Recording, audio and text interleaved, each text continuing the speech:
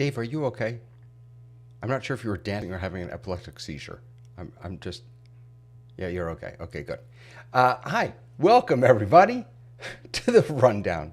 This week on the Rundown, we're going to start, as always, by taking a look at some of this week's top news items. Then I'm going to therapy. And finally, we're going to talk about technology and the future of war and peace. How is technology changing the way we fight wars, the way we stay out of wars, and the way that we are able to resolve our conflicts? All this and more this week on the Rundown.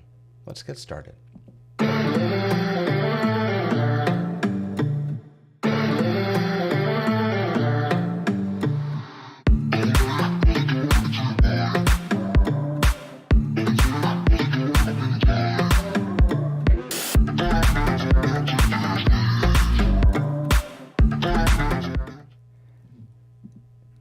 Dave, you okay?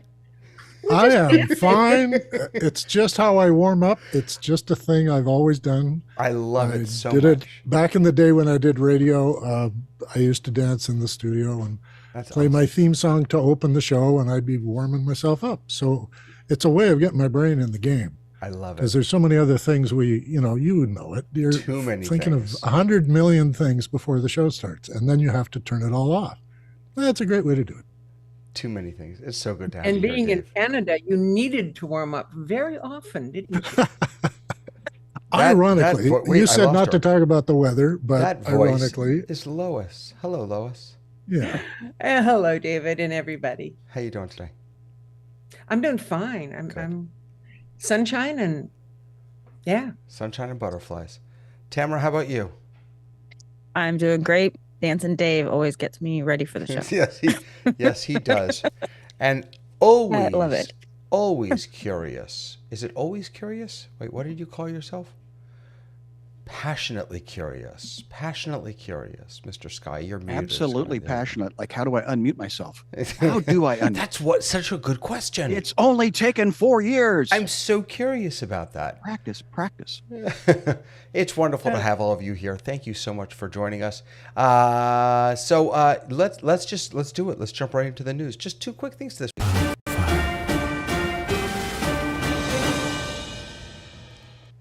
So the first one, I'm cheating a little because it's not really news. It's my new favorite toy, it's taking over. Yeah, but I wanted to share it because, as I said before, I think it's it's a really interesting use of AI. There have been a few of these. I think Notebook LM has been a really interesting use. I think that what Khan Academy is doing with Conmigo is a really interesting, fascinating use. And I'm also really interested in rabbithole.chat. So this is rabbithole.chat. Basically it starts with, let me see if I can, I think I figured out how to zoom in a little bit here. Did I? Of course, now it's not zooming in. Come on, zoom, you can do it. There we go. Okay, so you start your rabbit hole, and let's, someone give me a prompt. What should what is bird watching? What is bird watching? Hit return. And I'll come back out so we can see what's happening. So it's going to do what all these other AIs do. Hold on a second. This is bothering me that I'm not zoomed in properly. Why am I not zoomed in properly? Full screen? Zoom me. Oh, I know why. No, I know why. That's why. Okay. So here we go. Do you want me to go full screen? I can't go full screen. Okay, so we put in our first thing, and it's going to go ahead and give us information about what we asked for, just like any other AI would. But it also says, well, do you want to go down this rabbit hole? What specific bird species are most popular among bird watchers? I can click that. It's going to continue the conversation. Now, if it's going to give me questions that I can ask along the way, but I can also ask my own question, ask a follow-up. And now what it does is down, wait, where is it? You have to find it. Oh, here it is.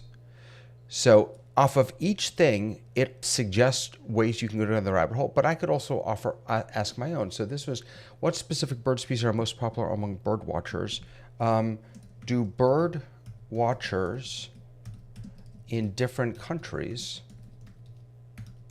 watch different birds. Well, of course, there are different birds in different countries, silly people. So now it's going to go down this rabbit hole. And I think watching this progression, watching this go is just fascinating, how the AI is kind of taking us or allowing us to take ourselves on a journey. There is one other thing that I absolutely love about this, and that is that at the top of every single one of these rabbit holes are not only links to the sources, but it actually shows you little thumbnails. So, I mean, this is fantastic. This is something that I grabbed off of a website. I can now click down here and go to that website. And if I scroll down, you're going to see that it's eventually we'll get to, there it is, the image that I grabbed off of that website. I love the fact that all of these sources for all of these different places are right up here at the top. So you all just saw this the past day or so. Have you been going down rabbit holes? I did play with it. When you put that in the document about tonight, I read it as rabbit hole chat. And I thought, okay, we're going to talk about something. I don't know what. I didn't read that as a website. So about 2 minutes before the show started, I went and I clicked on it. My eyes lit up and they went, oh, darn, Lois, you spoiled it. You were supposed to do that on air. But and Lois jumped out of the cake. There we go. Actually, I jumped into the cake. I loved it. I thought it was like Google Plus, but the step in between what I want it to be, which is me just talking to it. Google Plus, right? That's fantastic. Yeah. As you started examining it just now, I realized I've been using, Chrome. And as I ask a question of Chrome, that it comes up with its own little sentence, paragraph at the top with little addendum questions. Well, that's Google, and I'm realizing that's Google Gemini, right? That Google Gemini, I assume. Yes, thank you for training me on how to speak tech, and you are the tech guy, guru. No, sorry, what's your title? Torah Tech Guy. David? Torah Tech Guy. See, I want to get it right, branding. But I realized when I started on the Macintosh computer because it had a GUI interface, because I didn't know how to do / semicolon, blah, blah, blah, blah, blah. I didn't understand that, didn't want to understand that. So I could click on an icon. And that's why when the first Microsoft Word manual came out, it was the size of a New York phone book, because the left side of the instruction was all in graphic images and the right side was all in text, because they knew the two different brains. This was when left brain and right brain was just becoming a thing.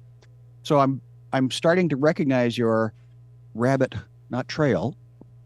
hole is a combination of text and graphical images for the left and the right side of all of us. You know what, Sky? I didn't think of it until you just said that, but I think that's one of the things I really love about this, is that because I am a graphical person and none of the other tools give you images of the websites they're going to. I didn't realize how powerful that is until you just said it. I think another piece of this that I'm obsessed right now with asking, how do you ask a really good question, and teaching kids how to ask really good questions. And I love that this whole thing is about training you how to ask deeper questions and how to go deeper and how to, go off on different tangents and things like that. I just love it. Did you ever see the animal training show from Great Britain? This is over 20 years ago. But the joke about the show was you were actually, and telemarketer is trying to get a hold of me. Sorry. The person was training the human. The animal was the easy part. It's the human that was the show. And this woman was just abusive and cruel to the humans. Wow. Show that could never be played today. Wow.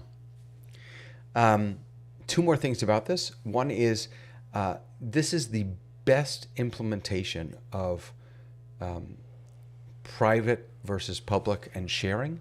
There is one button up here. Right now it says private because this is private. As soon as I click it, it turns to public. The link is copied and I don't have to do anything else. Like and then if I click it again, it's private again. I love how simple that is. Can you share with friends? Can you? Yeah, send yeah. No, someone a link so to when I something? click this, it literally just, you can see down here, share this link with others to let them view Rabbit Hole. So I now have this link on my dashboard. I can put it in, and anyone who has it can bring this right up. This Can is we like ask a question, continue the conversation? I wonder. Oh, I don't Like if you share it with a group, Okay, can wait. I'm putting it in. can I ask a question? I just put it in our chat. In our chat? Yeah. Okay, let me get our chat up. We're putting the chat in the chat. Okay. All right. That's interesting. I wonder if mine changes, if this is collaborative. I just see That's a whole other thing. Okay, now it's up. in a This classroom. rabbit hole was made by someone else. Changes you make will not be saved. That's what the note says on top of mine. That's a shame. I mean, That's up not yours. fair. Yeah, You that's a can't shame. have a shared that rabbit hole. That could be a really cool feature. That'd be awful. You make could it bigger. select people It's from kind of your skinny. your contacts book and make them people that you share rabbit holes. Right. I mean, I also understand why you don't want just anyone to do that, but yeah, that. But I would love it in a classroom setting. Yes. I would love to be able to put 4 kids together who could help each other, and Well, work even on if something you collaboratively.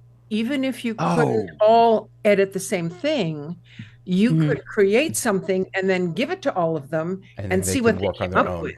Yeah. And Right. see Well, what they came up with. And the ADHD in me, I was still on bird watching, and all of a sudden I'm to the fourth far right, and it's talking about astronauts and space and spacesuits. And I'm thinking, what do birds need to? Yeah. What, No, you have to wear sorry, a I suit? shared a different one that I had made earlier. Oh, look at you! Sorry about that. He's been playing with it a lot. Come on. I have been playing with it a lot. So this is you can do it for free. You have a certain number of rabbit holes or something like that. But if you want unlimited everything's, it's $5 a month. $5 a month. So I paid for just this 1 month to see if I would actually use it. I probably won't, to be honest with you, because I sign up for all these things and I don't use them. But it's just, I love creative uses of AI. I just think it's really fascinating. I tried to go into. Go ahead. Since I just signed up and I haven't paid anybody anything, I cannot turn my private to public. The button doesn't work. Interesting. Okay, so that's one of the things. One of the features. So they're all private. Cool. Nice. All right. Beautiful. So what? Who? New toys, love it. New toys, absolutely. So next up, there was a little tiny announcement this week, just a little tiny one from Apple about the new iPhone 16e, which apparently is it's built for Apple Intelligence. Thank goodness. Phew. Tongue in cheek. And it's got a few new things. It's got a few old things. It has the first Apple modem built in, which I think is kind of exciting. And it's cheap. It's only $600. So my question is, do we need this? And here's my thinking. It's cheaper, but it's not cheap enough to be available to people who don't have expendable cash. $600 versus $900. I don't think that's enough. So you're the tech guy. Now, just tell me what the range of phones that can do 5G is. Yeah. What is the base cost of a 5G phone? Like, what's the lowest 5G you can get? I don't know the answer to that, but if I had to guess, I would say in the 300s. I mean, I'm not sure that 5G is. You guys But you don't have watch to think about antenna. how people buy these phones. Yeah. Yeah. Tamara, You have to think about and how then people we'll go to buy- Lois. It's free. You have to think about how people buy these phones, because people buy them through their carrier, and their carrier will give them a low price. We've been paying thousands of dollars. We don't even know because it's $20 a month, right? So in that case, now I did use the Apple SE for years. I mean, I did not jump up until I really wanted that camera. But if you don't need that, like the better camera or the bigger phone or any of those things, then the lower, cheaper version isn't a bad iPhone to have. So I do think there's probably a place for it. And I don't think when you amortize that over 2 years, that comes out to be as much as you want. But yes, cell phones in general, these little computers are expensive. So both things are true. So Lois, go ahead. you were talking about who this is aimed at, and you said there was very little advertising. Well, I admit I play games on my phone, and there's one game that you always have to go through some ads before you can do the other thing. And Apple has had a huge amount of ads on that. And the things they're showing are really, really spiffy, especially the camera with 2 cameras in one lens area and all this stuff, man. So I'm guessing that the market is people who have enough money to get a phone for their kids, or kids who have enough money to get a new phone because it's so cool. Yeah, Scott, go ahead. Well, I don't want to be that guy, but apparently I'm going to be that guy. I feel bad about, Apple. They had a decrease of 2.02% in this last year's profit. They only made 391 billion.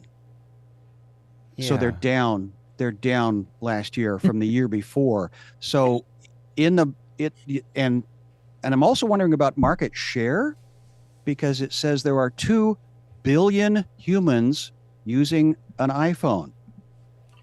Consequently, how many billion are there in the planet? So 7.5. Okay, so market saturation is hitting, and so what are they just trying to capture is my cynical side? Well, I would say yes, right? It's just good business. Like they want the market. Then if you're not getting it 100% with what you have, then yeah, if there's another part of the market, then go to that part of the market. That's just business. But I guess what I can't fault them for that. Like, I guess what I was getting at though is that David asked they're not really going for the other market, because the other market is not in America, for one thing. It's international, and you can get much cheaper phones internationally. But I think it also has to do with, I imagine it has to do with software, because this is really a low end of their new phones. And so at some point right now they're kind of serving 2 markets with different chips and different things. And as they move into the other, isn't this just replacing kind of what their old things are? They finally took away the home button, which I frankly miss the home button. I really liked having a button. RIP.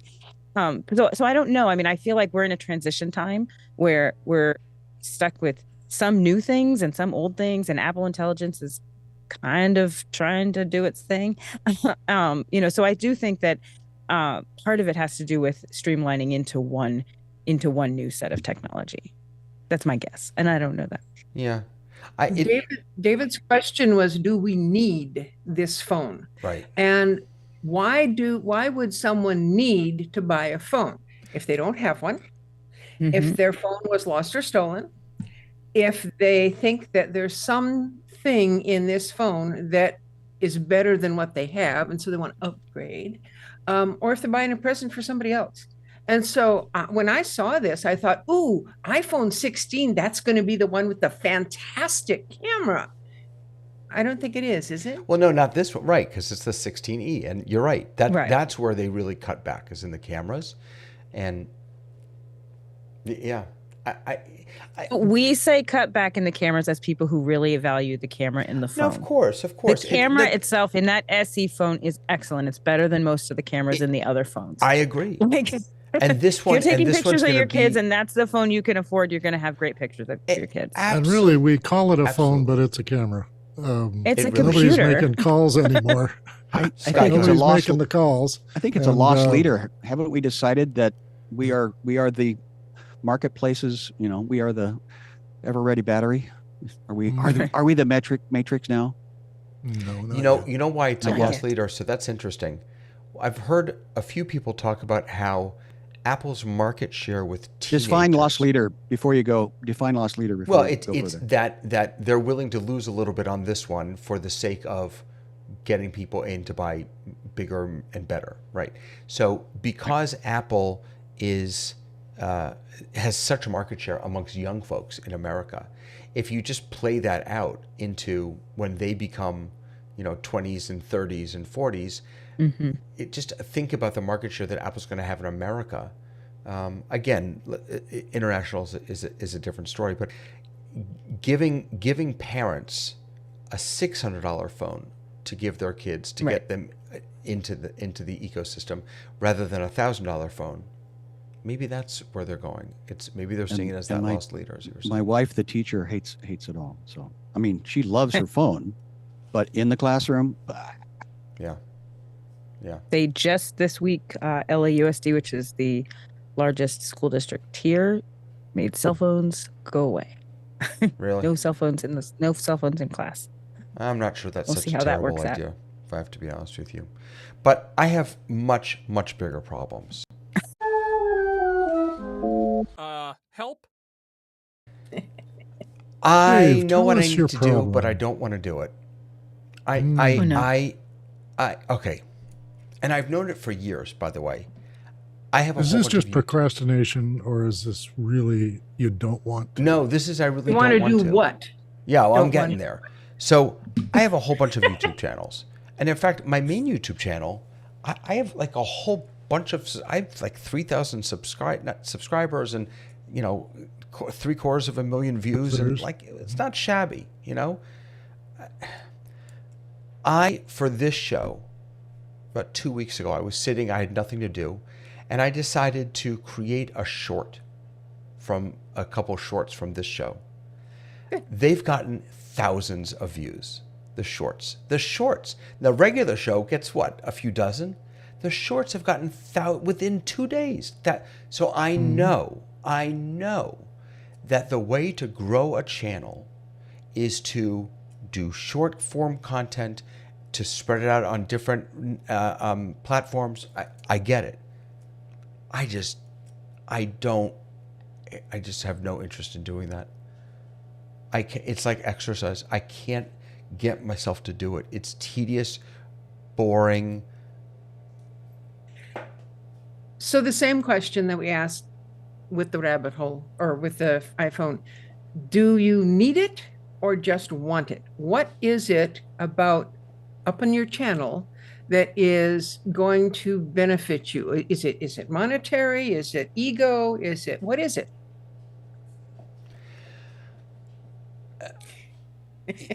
You know what? It's a feeling. It's a feeling that there's this untapped potential that I'm just letting slip by. You are. If I believe that that the messages that we share and that I share have value, I should want to share them as broadly as possible. Mm-hmm. And when you have that knowledge, and you also have the knowledge and the capacity to do that, but then you sit with your thumb up your tuchus and you don't do it, that's when you come to tech therapy.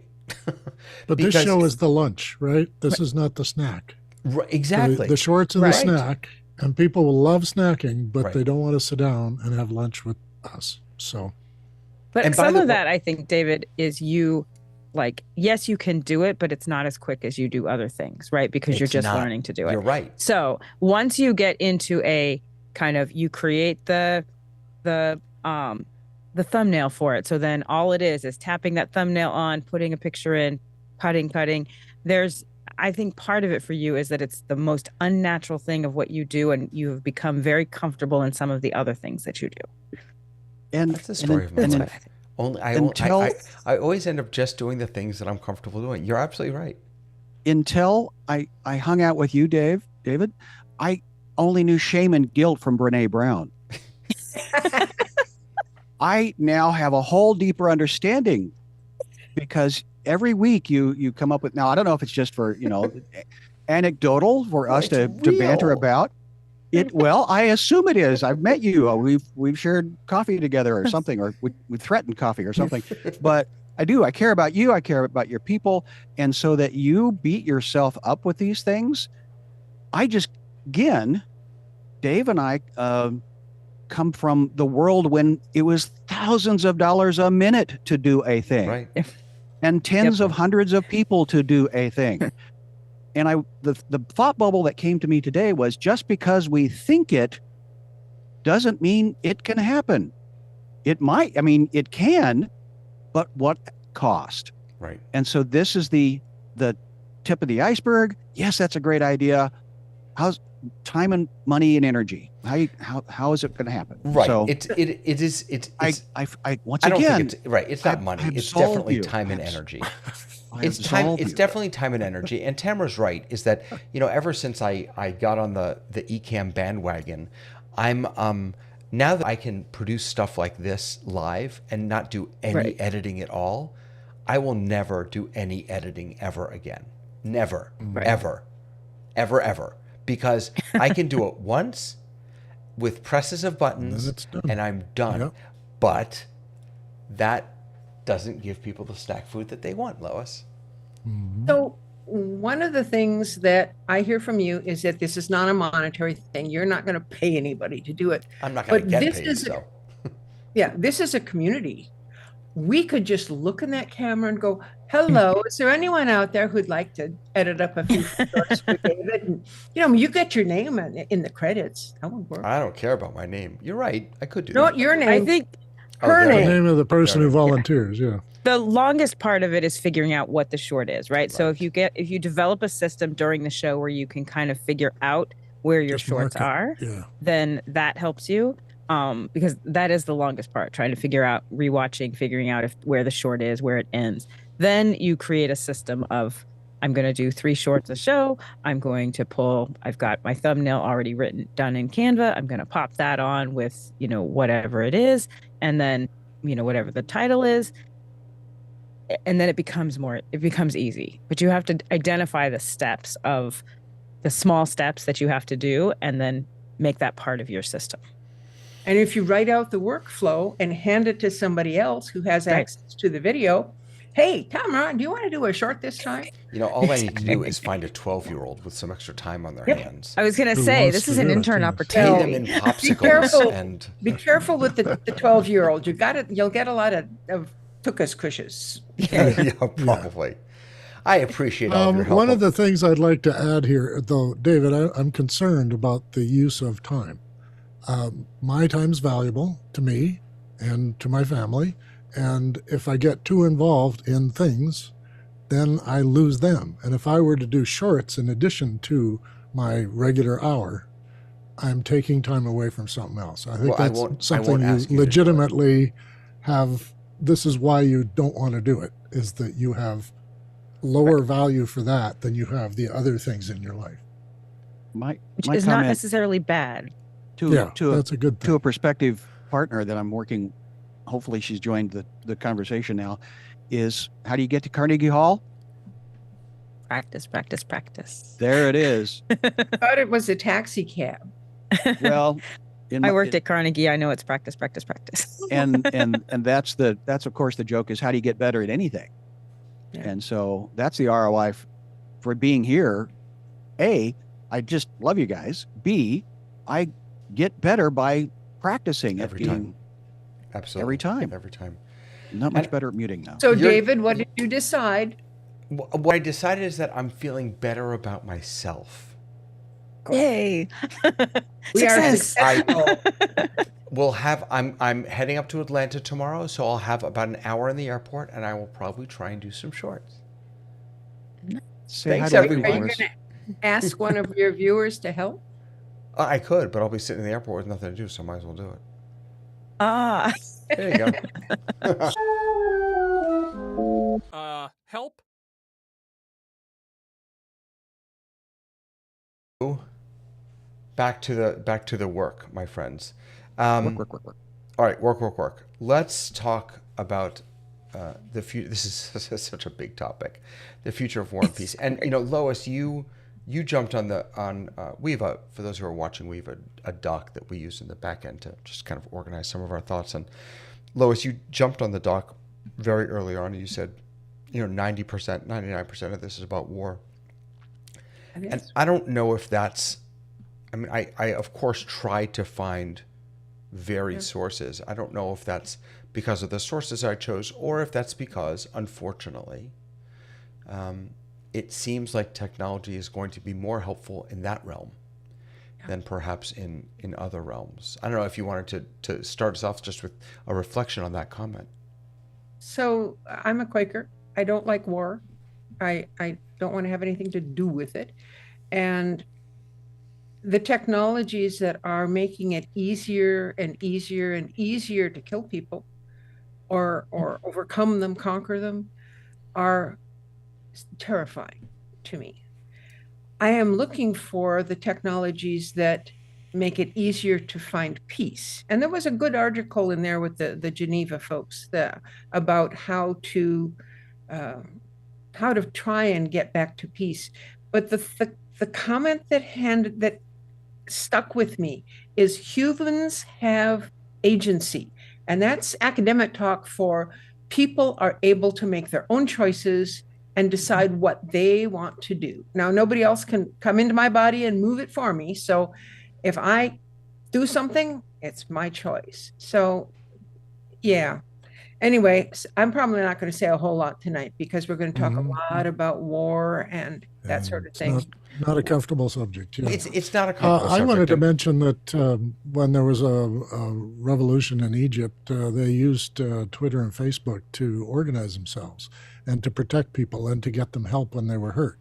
And these vehicles for communication are the first thing to go when somebody wants to suppress a population. But it's the first stage in taking over a country is taking away this opportunity to have agency. Yeah. And it's interesting that you mentioned those two, because the first thing I thought of when you mentioned that was Starlink and the Ukraine-Russia war and how vital that was. And then I thought how quickly a blessing can turn into something that helps us, that is sort of giving us a tool to work toward peace, can turn into something that can be taken away and cause so much strife. And just to be clear, I was, when I was in college, I was taught that I'm a pacifoid. I'm not a pacifist. I'm a pacifoid, and because I always thought of myself as a pacifist, but pacifoid, maybe it's just a made-up word, but it meant, it was explained to me that a pacifoid is someone who never believes in the use of violence unless there is absolutely no other option. There's always another option. But you're talking self-defense here. I'm maybe talking self-defense, yeah. Yeah. So, just to be clear, I don't want us talking about war the whole time, but I do think, Tamara, you brought up the way that military has been using video games in training, what is the AI? I don't know who wrote this. It was this guy about AI as the repeating rifle. I mean, there's Well, you need to expand on that. The repeating rifle was, prior to that, it was a single bullet, single shot, and even then you go to the Civil War, and there were tens of thousands of bullets that were single shot, but they were able to do it because there were so many of them, but they were still embedded in the fences back behind. When a row of guns went off, you didn't want to be in front of it. But when the repeating rifle came along, it just, meant you could kill people faster.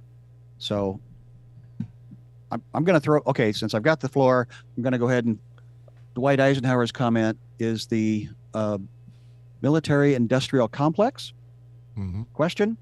And somehow that fits into this conversation because there's economy involved. And yes, we're pacifists, pacific, or what was your title? Pacifoid. Pacifoid. But we live in today's world, and we live in a world that have a military industrial complex. And so to change that, my thought was swords into plowshares. That's also a concept. Right.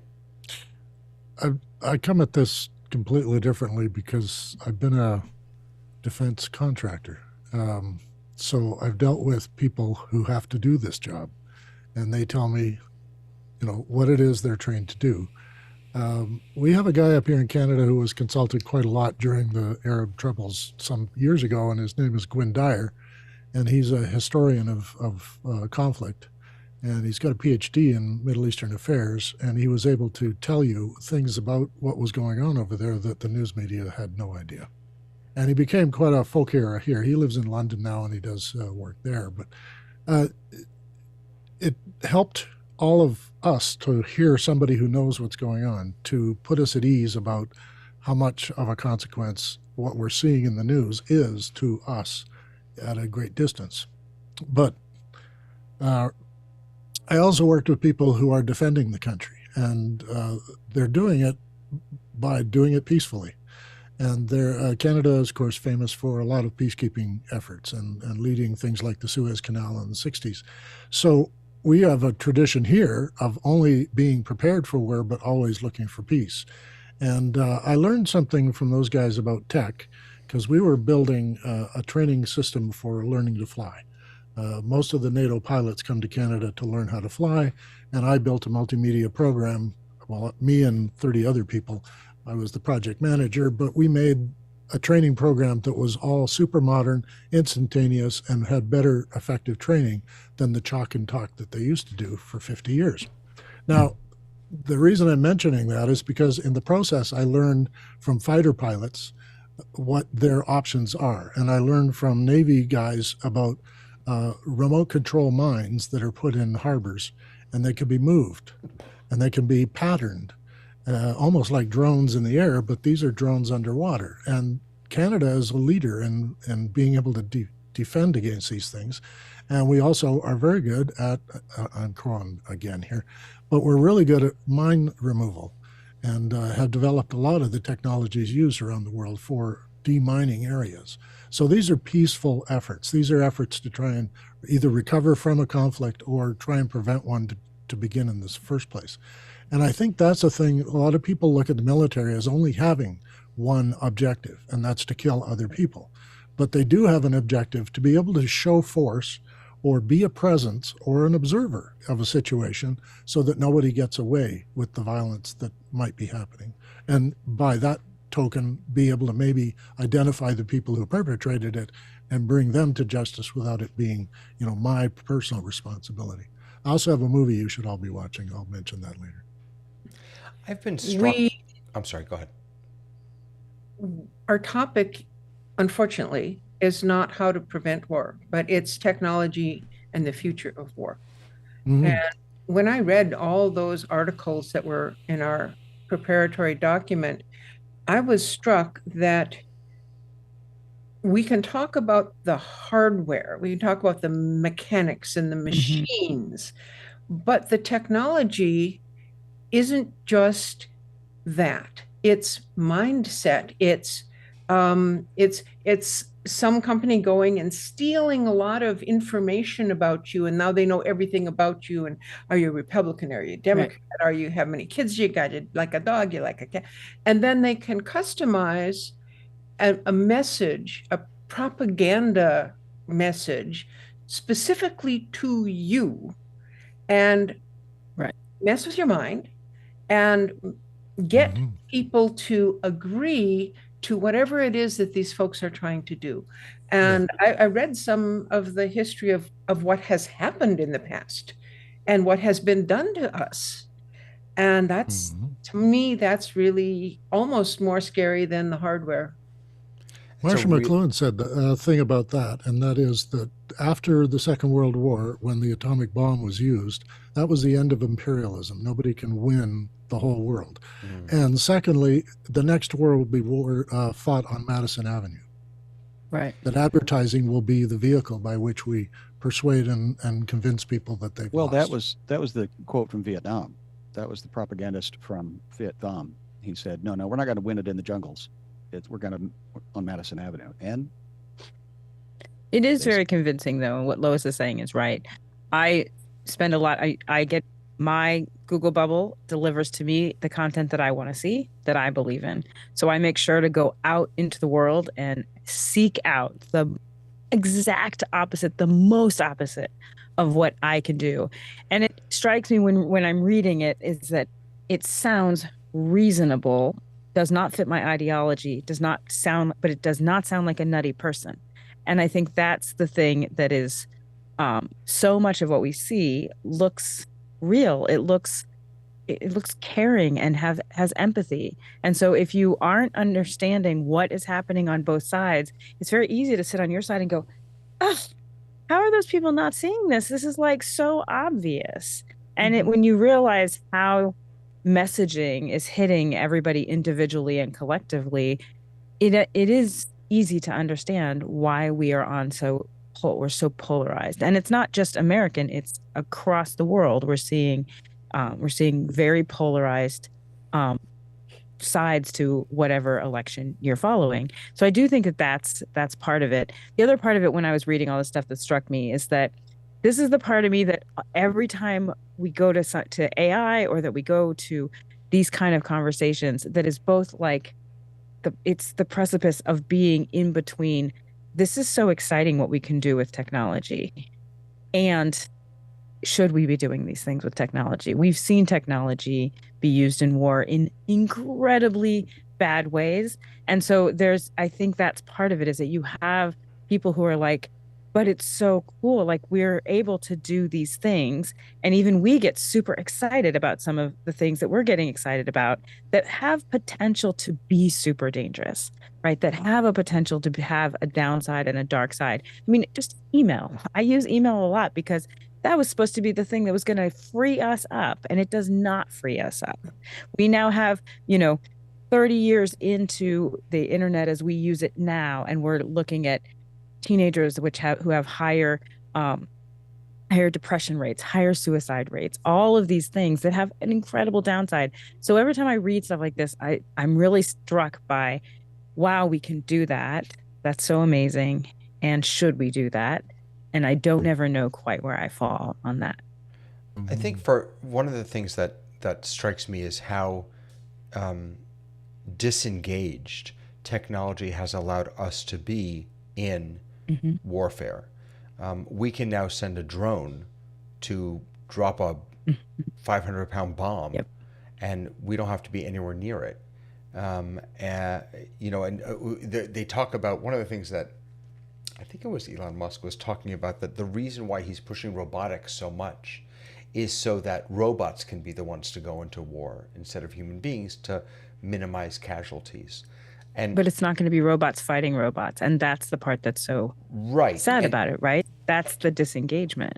And so at the same time that we are seeing almost a personification of computers, right there, they're able to speak to us now, and they're able to. There was a video just came out today. Oh goodness, what was it called? It was two robots. It's brand new. I'm sorry, I'm not remembering the name. Between Two Ferns? No. It was two robots, and the gentleman came in.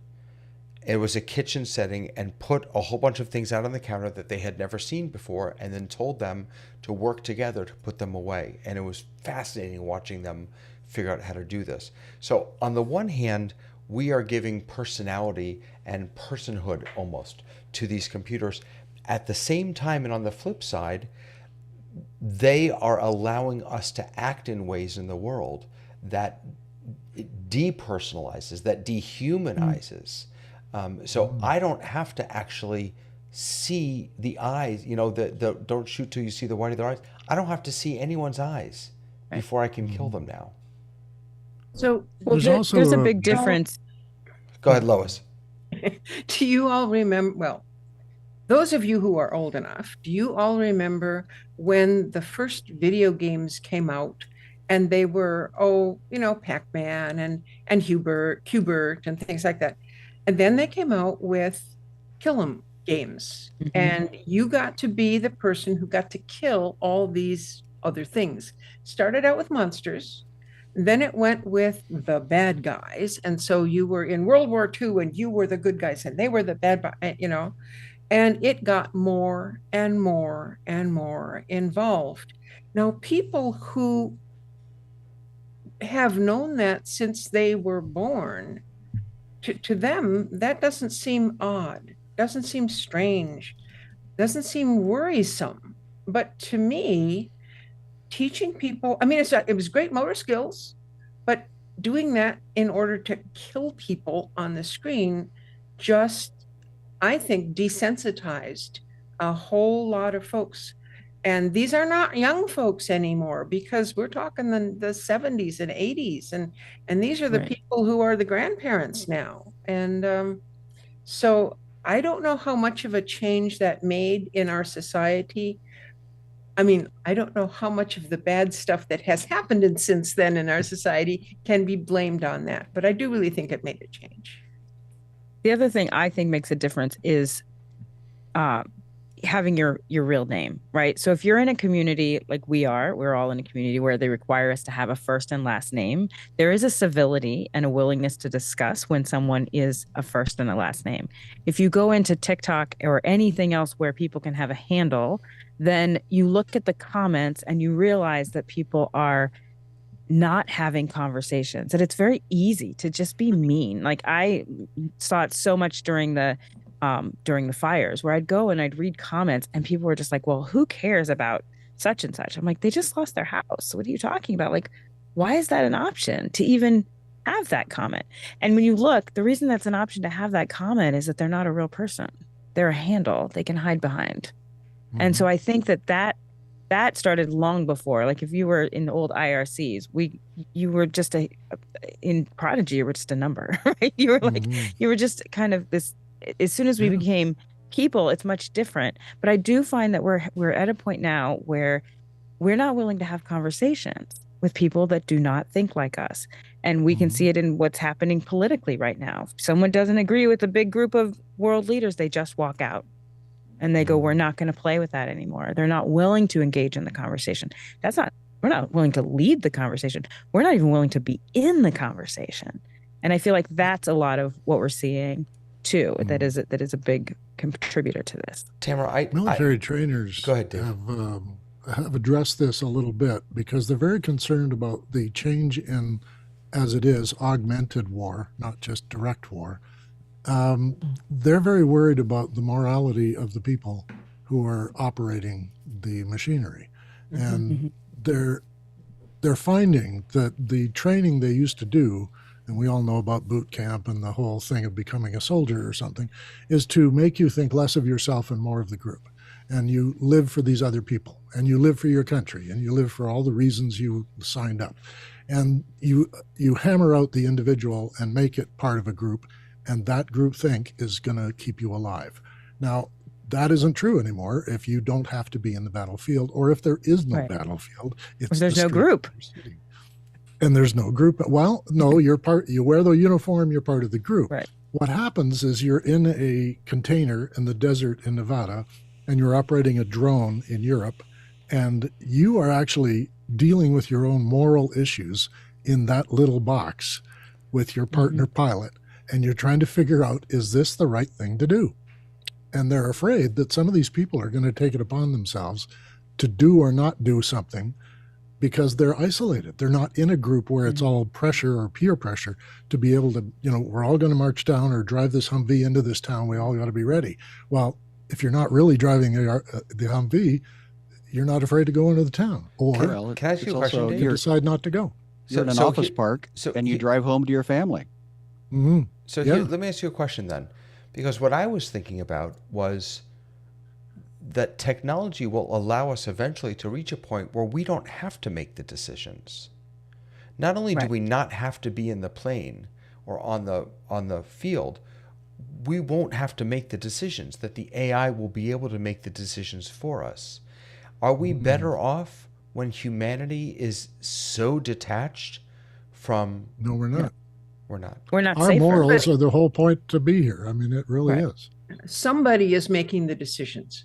It may be in the instant that you have told the robot how to do whatever it is you want, but the person who programmed that robot, who told that robot what's the value, what are your core basic values, what is it you're trying to do, that's the person who's made the decision. Well, but we are that person, Lois, because these LLMs are trained on us.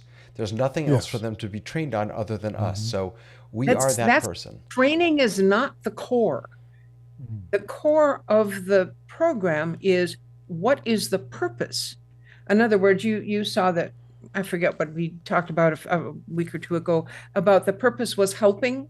And so Yeah. that we're going to lie because that was helping somebody. Is the purpose helping, or is the purpose making more money for my creator, or is the purpose Right. getting rid of humans? I mean, Mhm. what is the core? Yeah. I have a lot of faith in the seniors in the military because they have to go through this stuff in order to get the rank that they get. And I'm really proud of General Milley when the January 6th stuff was going on, because he picked up the phone and called China and said, "You're going to see a lot of weird stuff in the next hour or two, and our finger is not on a button. So if there's any kind of thing, if you haven't heard from me, it's not really happening." But he was uncertain as to misinformation coming from outside America saying there's going to be a war, and then China responding. And fortunately, they had forged relationships at a distance to be able to trust each other to make those calls and say, ain't nothing happening here. Between humans, relationships have been Humans, created. absolutely can't do it without humans. Yeah. Well, I think that's the conversation. So you can't do it without humans, and I'm thinking about, and I think Sky, you wrote this. I'm thinking about the trolley philosophical scenario. And by the way, as an aside, I was in San Francisco this past weekend with my brother who works at Google, and Ding, ding. I didn't know this. He worked on the Waymo project, and which is the driverless taxis, and this is what he did. He worked on the AI behind it around this problem, which is the trolley problem.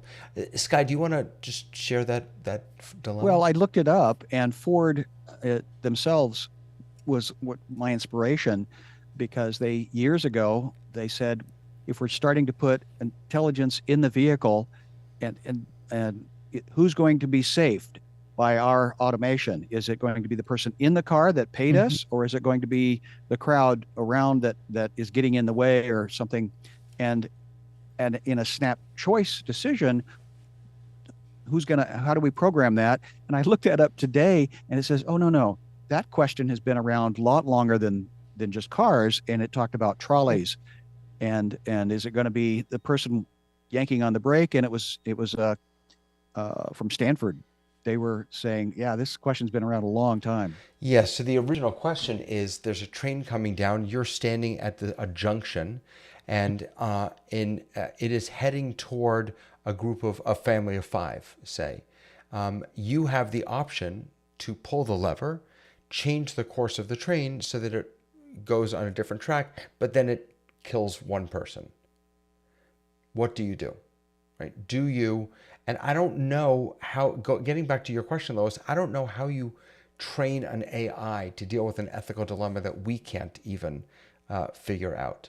Well, an interesting solution is that we humans have been dealing with these questions for a long time, and we have devised rules, laws, ways of doing things. And if a human is in a dilemma, if you just follow the law, you're pretty apt to be better than you would be if you flunked the law all the time. So it not always, but that's a good basis, is follow the law. It is, but I'm not worried about having to go to jail. I'm worried about rotting in eternal damnation. And I mean, the question for me is not about what's legal or not. The question for me is what's ethical or not. And But no, we have laws to keep people off the tracks, right? I mean, you're never going to have Right. the ethical problem if you can protect people from putting themselves in that situation. So, And the we've learned laws that we are. can't. It doesn't matter whether you're worried about going to prison or not. I mean, following the laws is, in my opinion, a good way for the society as a whole to get along, because we've all got the same rules, all got the same laws. You know what you're expected. David, if you have a different law, a different book of rules, follow that. So I have to tell And you you though, do. I'm gonna get a little personal and blunt and honest with you. I'm having a hard time with what you just said today, because today Hamas returned the bodies of a 4-year-old and a 9-month-old that they murdered a year ago and have kept in Gaza. And they returned them. And by the way, the mother who was also killed, according to them, who was also supposed to be returned today, we just discovered that the remains are not hers. So they did not return the mother along with the 2 children. So we don't all play by the same rules. Right. We don't. And that's the nature of war. That's why, to me, I wonder if technology could help us, because humanity, I don't think, can figure out warfare, because by definition, I don't think we're all playing by the same set of rules. Yeah. I was talking about AI, not about human warfare. Ah, okay. Gotcha. And So if AI can follow the laws. If the Gotcha. core values Right. of every AI was follow the law. You know what that's The a three, little bit like? three But then laws it's of whose core robotics. values. Right, right. You know what so I was talking to my brother about Waymo, and my gut, I don't know anything about self-driving cars, but my gut is that if every car on the road was a self-driving car, then we'd be much safer. But as soon as there's one human in a car, it's sort of a disaster. And I think the same is perhaps true when it comes to warfare, that if somehow it was all AI battling AI and they all did share the same rules, then maybe we'd be better. I don't know. That sounds awful. Well, actually. You're And, burning resources there. That's all you're also you're doing. looking at what is perfection, and I think humanity has proven that is never going to happen. But knowing that I was going to be on this panel with you, I looked into the Old Testament. I went to Genesis, and the study I'm looking at is the study of, to be wise is not only to know good and evil, but to be able to choose good and resist evil. That's the culmination of this conversation and a belief system. Can we all believe in that together? I think history has proven that we can't, but those that are trying to understand choice. And yes, in the emotion of things, Dave, you're bringing us to awareness of the harshness that humans can be to one another is heartbreaking. And Well, up here in Canada, we're booing somebody's anthem because of the fear that we have that the capabilities of the country that is our best friend. Suddenly our neighbor across the fence is shooting fireworks at us, and pretty soon they'll bring out their gun and really finish the job. So I'm seeing this from a little different perspective, but it is a case of, do we trust everybody if their behavior is not trustworthy? And you guys as Americans have to be ready to stand up and say this will not do. Taking over another country, not just Canada, Greenland, Panama, whatever you want to try, I'm sorry, just stop that in its tracks. But it is the people who have to get up and stop it. We can't ask a technology to do it for us, and we don't ask technology to teach our kids, so we should just take care of things ourselves. That's why I say it's always people that do this, not it doesn't matter what kind of gun you're shooting with. Well, and I think that's why the danger right now isn't guns. The danger right now is information. Because when I've been really going, hey, I just can't understand it. I don't know how people are believing these things. It's just, when people tell you who they are, then believe them. And people have told us who they are, so we should believe them. So why aren't people? And when you read the opposite side and go, okay, I'm going to pretend, I'm going to read this, you go, oh, I absolutely know why people believe the things they believe, because it sounds reasonable. Tamara, And that to me is more dangerous. it is so crazy to say that information is a weapon. I mean, you're right. I agree with you. But information It's can be used as heartbreaking. a weapon. That's Always. crazy. It's heartbreaking to me. And it's been used for millennia as far as media Propaganda. and public Right. opinion. That's also true. You're And- right. It's The not new. Doomsday Book So- was information war. I mean, that goes back to Yeah. the 17th century. Yeah. and I'm still looking up the word nihilism and not sure how I feel about it, and I don't think it's good. I don't think it is. No. Before 9/11, there was a effort in advertising to get sort of mean, like they were putting people in peril, or they were doing things, or using baseball bats to make a point and stuff. And after 9/11, there was sort of this ban on being mean, like not being a bully on advertising, and they tried to soften it up and make it more diverse and all the other things. And who's they? somewhere in the middle of things, I'm talking Madison Avenue, they decided that bullying is back, and being mean to people is entertaining. And we talk sometimes about how fascinated people are with serial killers, and how fascinated they are with people. And the who Roman behave badly, Colosseum was a big entertainment. Yeah. We make celebrities out of reality television. hmm So that's information that is not good for us, and it's a piece of it's a kind of mental warfare. It's a psychological battle you're having with your society. Can I? that's the key word: society and civilization. I think Mhm. if we give up on those two concepts, we'll all be We're happy. doomed. I want to ask. I want to ask. I'm a on the question. other side. I We're say like we're completely doomed, on yeah. different sides of it. I'm on this We track, landed and you've got differently. 5 people on that track. What's going on? I can lose 30 pounds in a minute, and as soon as I cut off my arm, I'm gonna weigh a whole lot less. Yeah. Right. I want David? Lois, you did something on the doc which just made me think of something. So you took one of the articles that you were having difficulty understanding, you put it into Google, you asked it to summarize it, and it did it for you. I'm looking at it now. And that just made me think that I'm taking a leap here, but I'm going to guess that none of us read the original articles that I cited in this doc. None of us. We No, I all. did. Okay. did. Well, I didn't. I didn't read all of them. Okay. I normally don't, but I did this time. I trusted Notebook LM. I trusted Google Gemini. I trusted the technology to tell me what I needed to know. And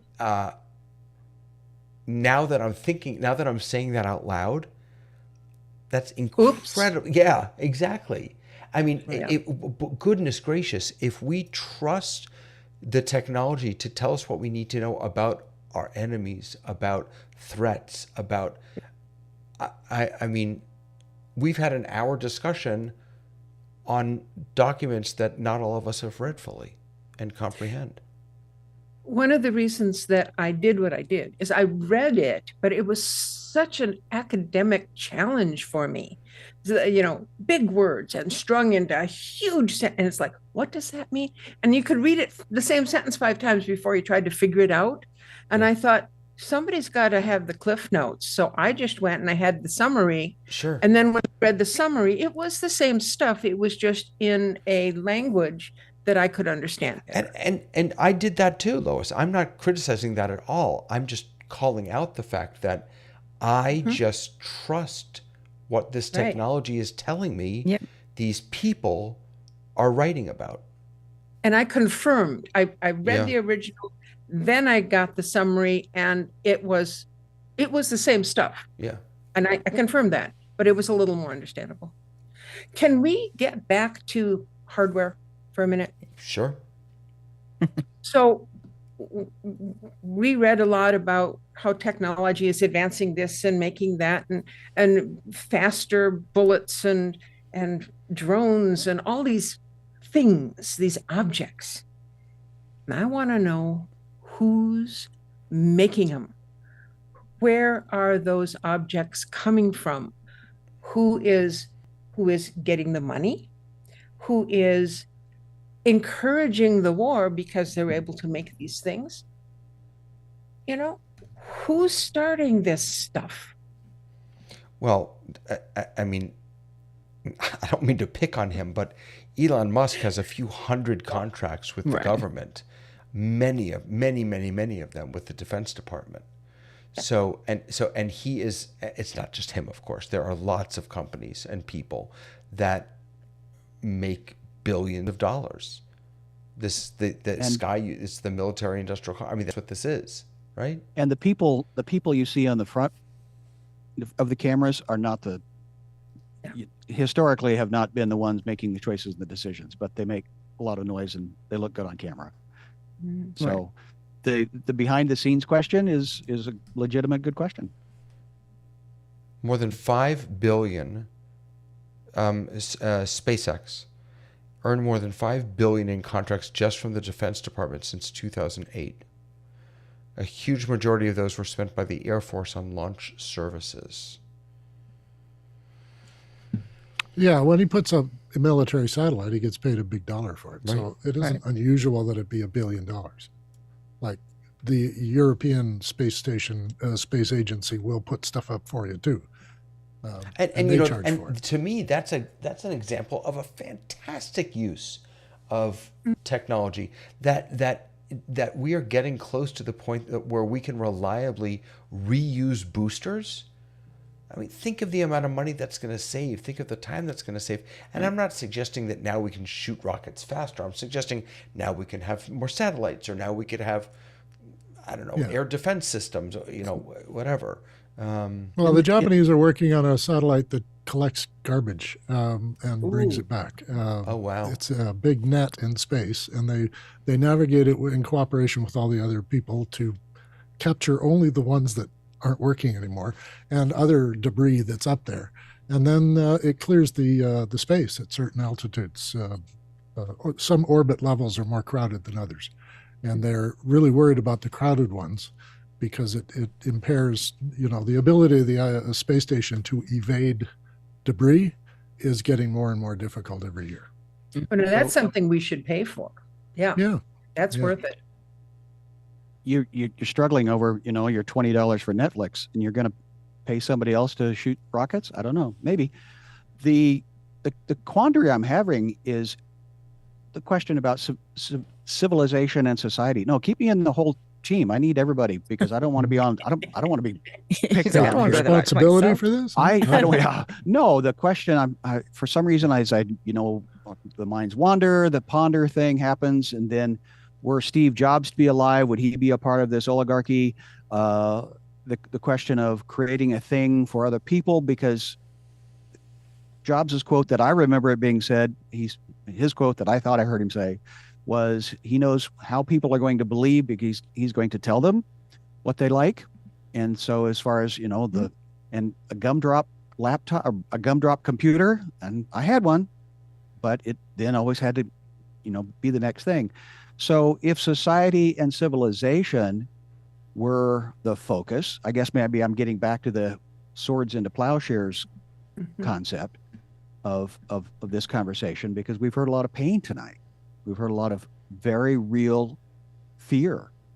And if fear is what is driving us, is that a way that we want to live? I think fear does drive us, but I will bring it back to a more positive thing, because at my core, as much as I'm frightened about what is happening here, and there are just questions, and I get, you know, I can spin it out of control. I look at things when a disaster happens and people are there. Like, people are gathering clothes for these fires. They immediately, like, found places to put trucks, you know, negotiated deals that were just done, you know, so quickly, that I do think that it is humanity that's going to be where that change happens. And so it's very easy to go, if we let robots do everything, and if we let information be, you know, targeted and made into fear, because that's what we're doing. We're playing off of people's fear. We're saying, your children are in danger, but I can help you. That's playing on people's fear. But at the same time, I do believe that humanity is going to be the thing that saves us, not AI. I think that it's going to have to be me learning how to have difficult conversations with people that I don't agree with, for me to say, hey, look, I've done the research on both sides. Here's what I know looking at both sides. Here's where I think you're right, and here's where I think you're wrong. And I think it's going to, at its core, always going to come back to that. And really, that's the only place that it's going to be, is one person at a time talking to another person, because it's a lot of the things we're seeing happening right now are based on fear. They're not even good solutions. You know, we're seeing people ban people from restrooms instead of saying, hey, why don't we just build a better bathroom where there's not a 2-inch gap in between the stalls where people can see in. I mean, there's actual ways to solve some of these things. We're playing on people's fears, and it really comes down to, I don't even know someone like that. And I think that ultimately, that's where it's going to change. Amen. I think we have to be careful what we're afraid of. And humans have agency. Hey, we started the show with that, didn't we? And that means that we have choices.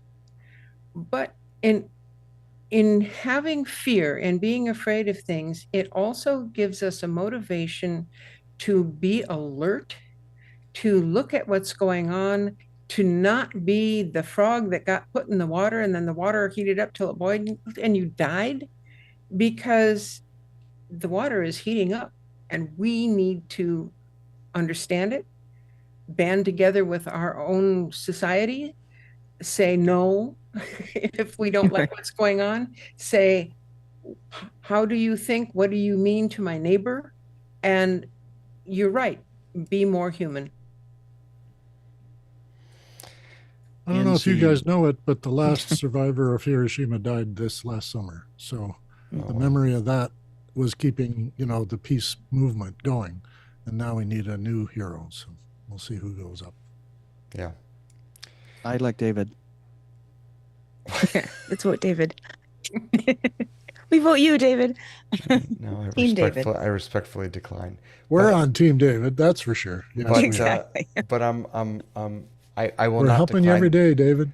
What do you say? We're helping you every day with your You are. psychological. I will respectfully not decline to thank each and every one of you for spending this time with me. This was a tough one this week. It's funny. It's hard. I thought about when I thought about the topic. I don't think I thought deeply enough about how difficult the topic was. But I'm so grateful that all of you were here to. Well, I'm not afraid of a difficult conversation at all. Me neither. I would like to apologize. We gotta be courageous enough. Yeah. Yeah. Because there's another Paskin on the YouTube chat that you have to go home to. That I'm Wait. Oh wow. God, I'm missing. Did I miss a comment? I'm not. Oh, so you are. Oh man. Wait. Am I in trouble? I didn't. And see those we comments. talked. Oh, I don't know if you're in more- trouble or not. I think it's probably just. Sorry. Probably shouldn't have said anything. No, but it's hold on, public no. and. Oh my we goodness. talked more See, tonight. My goodness. about- Can I just say, about- hold on. I just want to say that, so Ron and John and Russell and Tony, Yeah. these comments did not come into my eCam. This is one of the weird things with, Oh. it doesn't matter. You guys don't need to know this, but I'm so sorry I didn't see these comments. I would have brought them all in. Please, if you're watching this on replay, please go to the office hours version of the version of this on the office hours channel. Please look at the comments there. There's a lot to really be reading. Brediverse, thank you so much. And yes, that is my Dahlia in there. My daughter, yes. Hi, Dahlia. Yeah, hi Dahlia. Oh my goodness, I feel Thank you terrible. thank you for Great to giving be here. Okay. Yeah. Dave for it to us for this time. It means a lot. I'm very serious. Thank you for that life And work balance. I love our discussion tonight. We didn't really get into the technology and hardware stuff too like I thought deeply. we were going to, but we got into an awful lot of societal stuff. Good stuff, And that's really important. Good stuff. Yeah. Good show. So everyone, come back next week. We'll have another topic. I don't know. Maybe we'll be doing technology and aging. We'll have to. That came Cotton up candy. earlier. I think We're gonna go candy, Candy. chocolate. I'm in. Candy? Okay. Technology and Snacks. candy? We should do a whole thing on snacks. That would be Snacks. Technology and Shorts. snacks. Yeah, shorts. What are your Technology favorite and snacks really and explain why? shallow- We're going to have a whole show How about technology vending has helped us machines. have better snacks. They're better snacks through technology. You guys are Yes. so crazy. Patina. Bye. Bye, everyone. Ah, Bye-bye. good.